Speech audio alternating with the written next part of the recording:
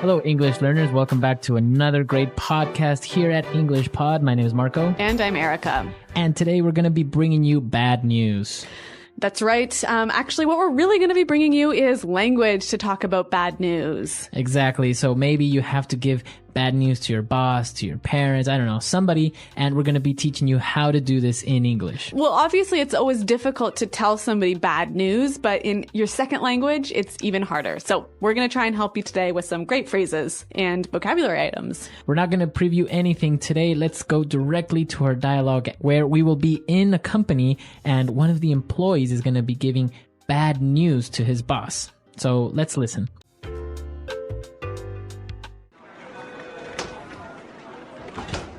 Now that we've been over the gory details of our disastrous first quarter, Ed, give us some good news. How are things looking for us in terms of sales this month? Well, would you like the bad news first or the really bad news? What? Ed, don't tell me you only have bad news. Well, sir, our sales have dropped. No, plunged. 50% in the past month alone. We are currently overstocked and overstaffed, and our profits are falling fast. The market is in recession, and we have no way of moving our inventory or getting rid of our staff. If we consider redundancies, it would cost us a fortune because of the new regulations governing compensation packages. It's a real mess. For crying out loud, how fast are we losing money? How can I put this? Let's just say that at this pace, we will be filing for Chapter 11 in less than 3 months. What? Jeez, how could this have happened? So what's the bad news? Oh, that's the really bad news. Our suppliers suffered QC problems, and, well, half of our production is faulty. We're going to have to recall all items sold in the last quarter, and the worst part, we're going to have to shoulder this cost. Are you joking? Get the supplier on the line now. They have to assume the cost of this mess. We tried that, sir. The factory has gone under, and the owner apparently has fled the country. Oh, we're doomed. There's some really good news, though. Really? What? I got offered a new job. All right, it sounds like a pretty tough time for this company, doesn't it? But good news for the employee, he won't be jobless. Well, I guess he knows when to get out. But why don't we take a look at some of the language now in Language Takeaway. Language takeaway. So in Language Takeaway today, we have 5 vocabulary items, and well, let's start with the first one. All right, so the boss, he's talking about the gory details of our disastrous first quarter. So let's look at the phrase gory details. All right, so gory details. Gory details. This sounds kind of strange. Gory details. It seems very scary. Well, the word gory comes from gore, like blood and guts, right? Exactly. That's why it sounds a little bit scary to me. Yep. So gory details mean all the little details of a negative or shocking or bad situation. Okay. So the gory details of the meeting, so all the nasty and negative stuff. Or the gory detail, or you could say the newspaper reported all the gory details of the murder. Okay. Very good. So gory details. So the employee was talking about how bad the company was doing, and he mentioned this word redundancies. Redundancies. They are considering redundancies. Okay, so redundancies, again, it's based on the word to be redundant. All right. And that means? To not be needed anymore. Okay. So redundancies are basically firing people. It's, well, laying people off. People that you don't need anymore. They are redundancies. All right. So this is actually a British term, redundancies, to become redundant, because in American English, you would just say layoffs. Yep. Okay. Very good. All right, so moving on. They were talking about redundancies and maybe they should or shouldn't lay some people off, but one of the problems were the regulations governing compensation packages. Okay, so regulations governing compensation packages. Regulations governing something. So we have a noun governing noun. Well, what does that mean? All right, so I think it would help us to understand this a little better if we listen to some examples of this pattern, noun governing noun. Example 1. I don't agree with the regulations governing income taxes. People shouldn't have to give away their hard-earned money. Example 2. We need to protect the environment. Therefore, there will be new policies governing corporate levels of pollution starting next month. Example 3. The lack of regulations governing city transportation has led to many traffic accidents. Okay, great examples. And well, before we move on, this compensation packages, I guess it's all the things that the company gives you when they lay you off, right? Right. Maybe a certain portion of your retirement benefits And or like a month's pay, Yeah. etc. Yep. Okay, compensation packages.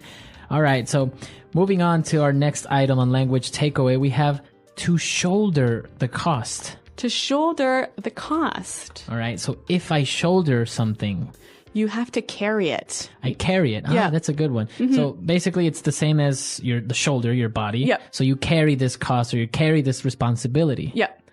So you might also hear shoulder the burden. To shoulder the burden. Yeah. So it just means to carry the responsibility. Okay, to share it. Yep. All right, interesting. And we have one more word on language takeaway, and the factory has gone under. To go under. All right, to go under. When something goes under, a company goes under, it goes bankrupt. It goes bankrupt, so it's not working anymore. That's right. All right, so to go under. Great vocabulary items here on Language Takeaway today. It's time for us to move on to the next segment of our show where we're going to look at some phrases. So let's start now with Fluency Builder. Fluency Builder. All right, so we've got some phrases that you can use when somebody's going to tell you some bad news, but also some phrases you can use to deliver bad news. All right, so let's start with our first phrase. So the boss is getting ready to prepare for this bad news, and he says, "Lay it on me." He's like, okay, lay it on me. Lay it on me.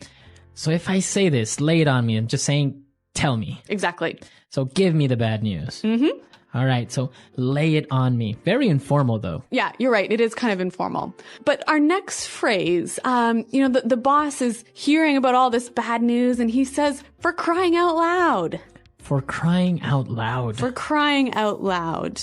All right, so this is a very common phrase of frustration. Yep. Right? So why don't we listen to some examples to kind of understand how we use this phrase? Example 1. For crying out loud, when I tell you to have the report done by Wednesday, that means I expect it to be on my desk by the end of the day. Example 2. We've got to figure out a new marketing strategy for crying out loud. Example 3. For crying out loud, you just got your driving license and you already got in an accident? So it kind of reminds me of "Oh my God." So you're frustrated. You're just saying this phrase as, oh my God, or something like this. Yeah. It's like, "Oh, this is so annoying." Exactly. For crying out loud. Yep. All right. Moving on to our third phrase. How can I put this? How can I put this? So the boss asked him a direct question and he said, well, how can I put this? So we use this phrase when we want to say something maybe a little bit more indirectly. Right. So you're looking for words of how you can make it softer or more polite. Maybe the truth or what you're about to say is a little bit strong. So you want to soften it up a bit. Yeah. Okay. So you say, how can I put this? But then you have to complement it with, let's just say that. Let's just say that. Let's just say that. So how do we use this phrase? So, for example, somebody asks me, well, what do you mean? Why can't you come on vacation with us? Mm-hmm. And I would say, how can I put this? Let's just say that in 9 months you will hear the pitter-patter of little feet. Okay, so your girlfriend's pregnant. Exactly. So you're not saying my girlfriend is pregnant. You're giving like a metaphor. A metaphor of what's going on, but you don't want to say it directly. Yeah. Right? Another example, I might say, let's just say that Michael isn't doing a great job. All right. So maybe there are very strong reasons or he's doing very, very poorly. Right, but I'm just sort of not saying it exactly directly that he's doing bad. Okay, very good. So it's a phrase that you can actually use a lot and to be a little bit more polite or a little bit more indirect when you're giving somebody some bad news. Exactly. Two nice sort of complimenting phrases for delivering bad news. And why don't we hear them one more time in the dialogue?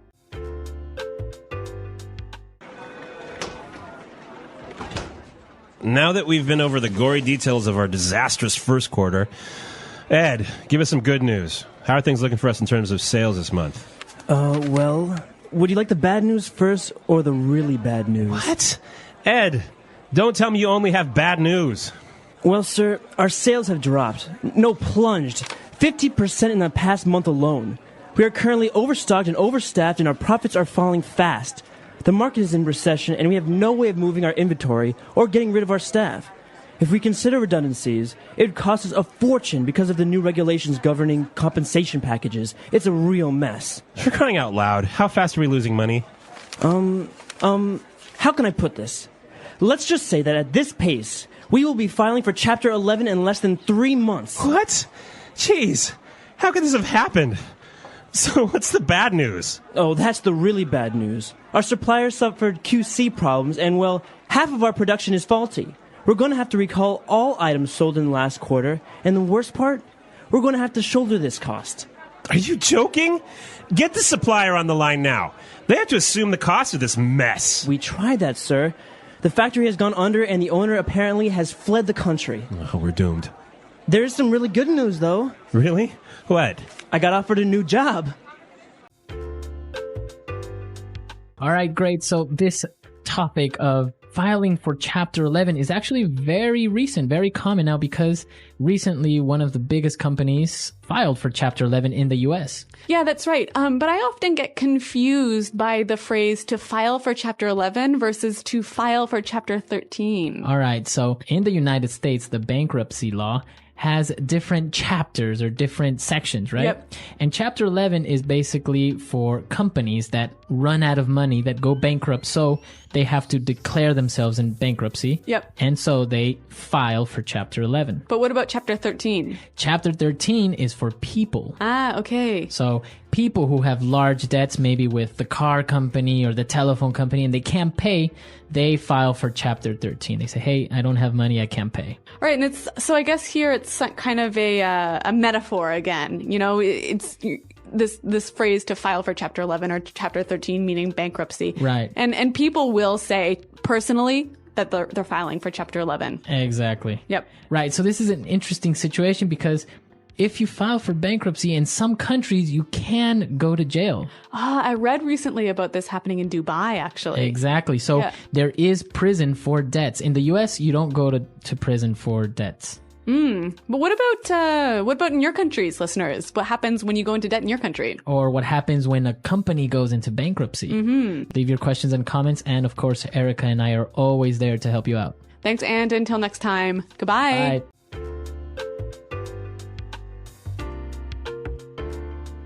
The English Pod Audio Review. Listen to the meaning, then say the vocabulary word. The minimum return below which an enterprise becomes unprofitable. Margin. The entire amount of income before any deductions are made. Revenue. Having no money. Informal. Broke. The lowest possible level or absolute bottom. Hit rock bottom. Cause to rise rapidly and suddenly. Skyrocket. All the small details. Gory details. Tell me the bad news. Lay it on me. Drop down suddenly and quickly. Plunge.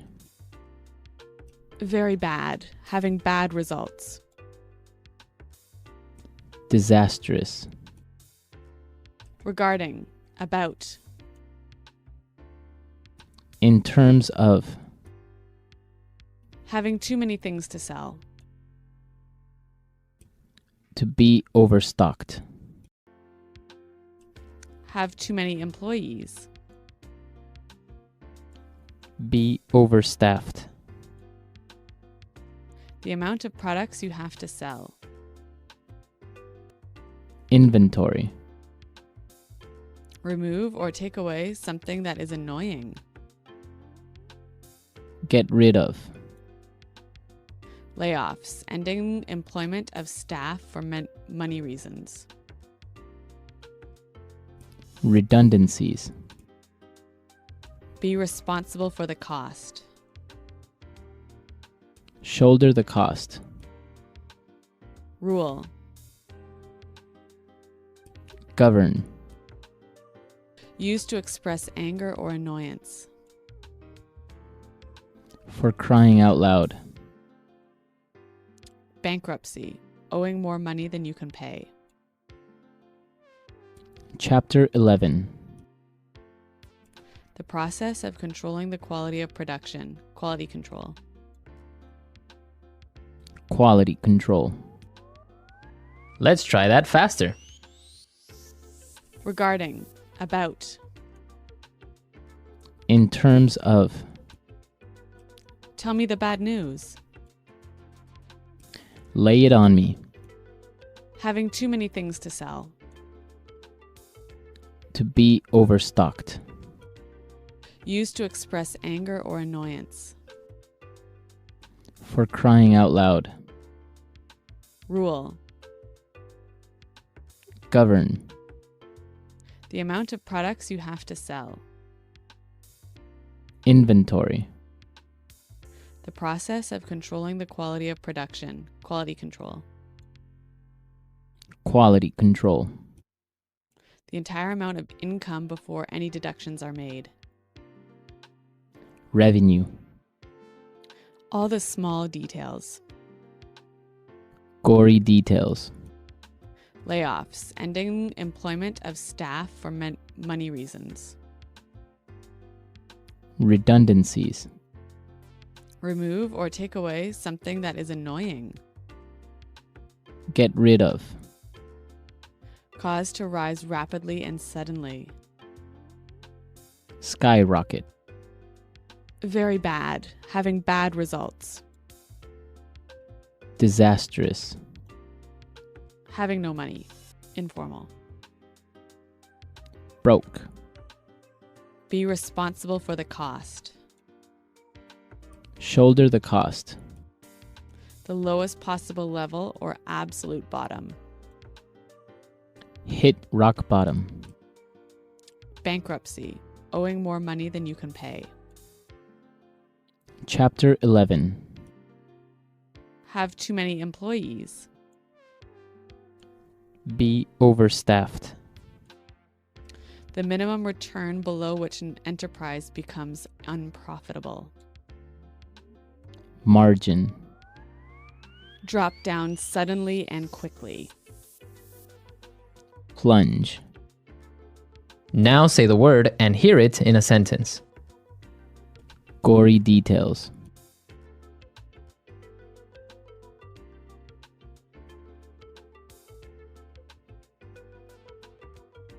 Without going too much into the gory details of the current economy, you should know that we expect business to slow down in the next few months.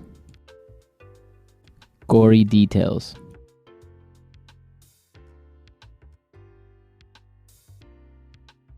Spare me the gory details. How are we going to survive this financial crisis? Gory details.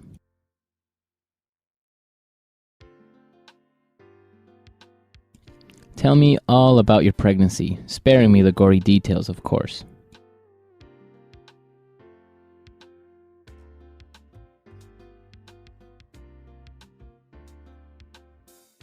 We need to protect the environment. Therefore, there will be new policies governing corporate levels of pollution starting next month.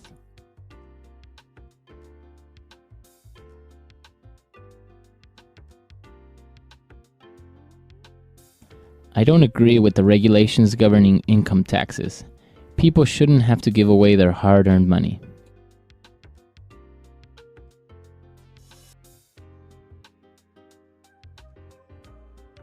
The lack of regulations governing city transportation has led to many traffic accidents.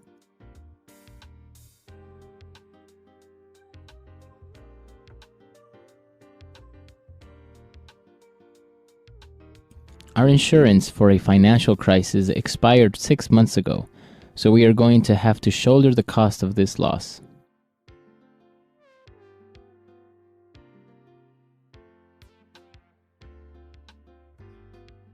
We are going to have to shoulder the majority of the costs for this project. Many of our investors pulled out.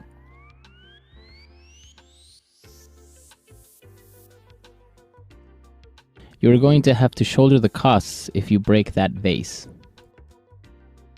For crying out loud.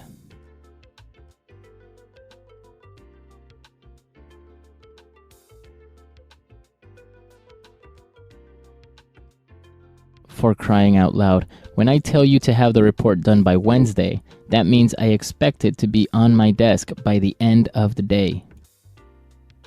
For crying out loud.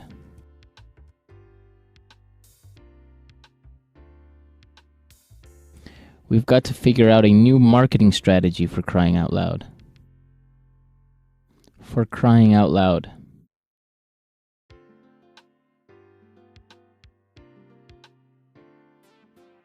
For crying out loud. You just got your driving license and you already got in an accident?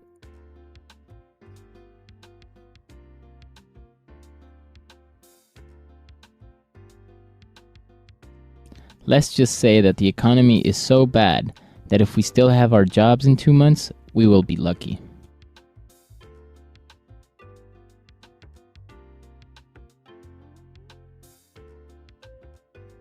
Let's just say that if we don't come up with an exciting marketing strategy soon, we might go bankrupt.